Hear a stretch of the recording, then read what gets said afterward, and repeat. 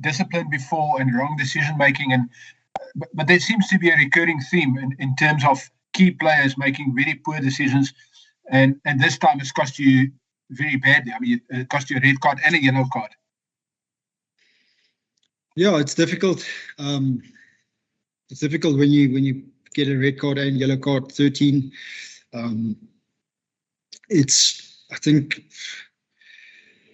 any contact to the head, we know is currently heavy penalised, which is correct. So it was a bad judgment on areas one, and I think Duncan's one didn't look good, but I don't think his intention was bad, but it was the correct decision. And after not starting well, fighting our way back, then getting that 2 cards at the end of the day, cost us.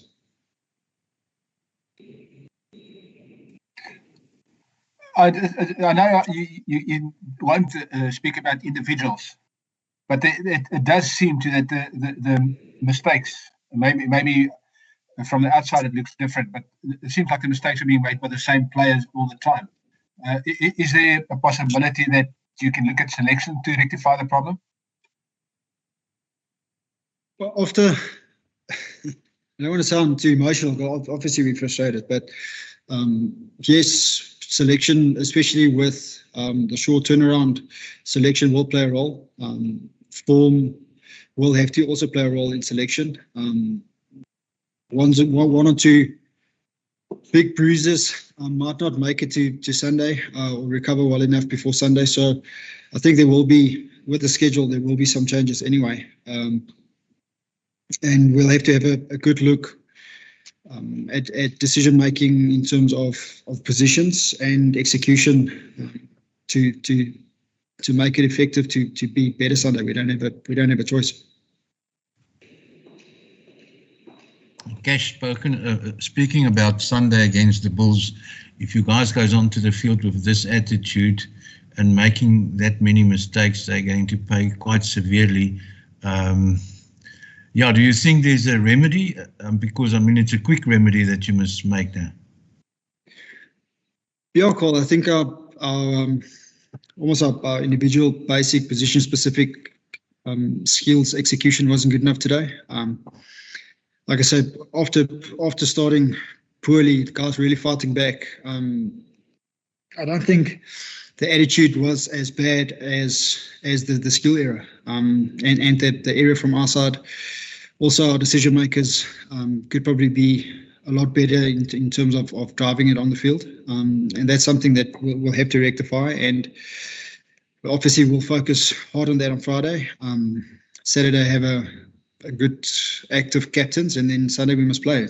As we said in the change room, we're not going to talk ourselves better for Sunday. It's looking in the mirror, and it's the preparation and the decision Friday and Saturday. We got to fix it.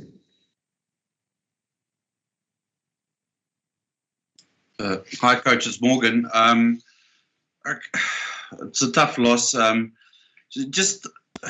Obviously the scrum was pretty good. You had your moments where you did took control of the match, but as has been pointed out by my 2 colleagues, there seems to be a recurring theme of the defence isn't clicking. There's too many mistakes being made by senior players. I mean, is there something wrong with the system? Are the players not understanding what's going on with the system? Are they not following your instructions or the coaching team's instructions, or is it just the general lack of application during the matches? Hi, Morgan. I think it's the individual error is costly currently. So individual missing a tackle or individual going out of system. Basic system. Majority of the teams have got the same system. It's not system-wise. It's not a big thing. It's the areas are costly currently. And then, like we said, when you lose a key position defensively, like 15 or previously 9, someone said somewhere in the spine, that changes quite a bit. So to lose starting 15, then your second 15, when you need to start moving moving flankers to wings and centres and fullbacks and make a plan defensively there. Obviously, that's quite disruptive. But again, each one of us, coaches, players, the system is there, and sometimes it's the system need to fix, and sometimes it's the individual that need to fix. And like I said, currently it feels that in conjunction we need to be better there. Was the selection policy, obviously we weren't on privy to these things in the build-up, but Jaco Kriel, the Chichuka brothers, Dan Kriel, maybe there's a few other guys that I'm missing out now. Were they held back specifically with the Bulls game in mind, or is there something else that's going on there? No, definitely not held back. Both Vincent and Emmanuel's got injuries. They started training yesterday, so they might be available for the Bulls. Dan Kriel had a personal thing at home. He came back today, started training again. Jaco Kriel's got a niggle on his knee, which we're assessing. So no, it's not. We're not in a position where we can select certain guys or saving them for other games at this stage. The guys we didn't select is either got a niggle or through one or two personal things wasn't available for the game. And then lastly, just for me, will Wandy be available for the Bulls game now that he's back with you guys? Yeah, he is joining us tomorrow. So he should be available, yep. Thanks, Coach. Even just as a follow-up to that, can you give us an indication of who that didn't play today will definitely be available or back for the Bulls game? Yeah, like I said, Emmanuel is on his way back. Sunday might be too soon for him. Vincent most probably could be available. Not sure about Jaco yet. We're reassessing there. Dad is back and should be available. One day is back, should be available. Let me think. Yeah, it's basically them. And Skosan? Yep, also back, also available. Yep.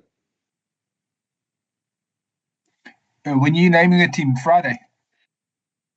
Probably Friday, latest Saturday, but probably Friday, yep. Any more questions? I'm happy. I'm good, thank you. Thanks, guys. Thank you, everyone. Thank you. Bye. Thanks. Thanks a lot.